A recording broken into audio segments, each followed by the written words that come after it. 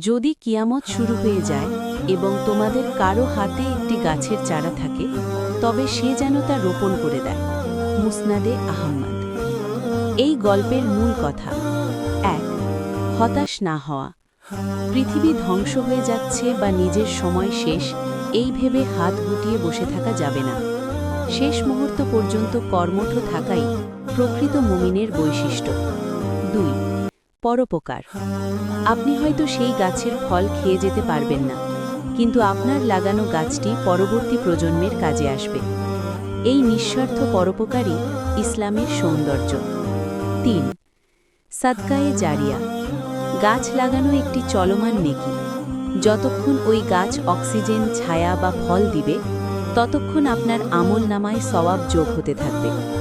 মরার আগে বা কিয়ামতের কঠিন সময়েও ইসলাম আমাদের ধ্বংসের বদলে সৃষ্টির এবং নিরাশার বদলে আশার কথা শোনায়।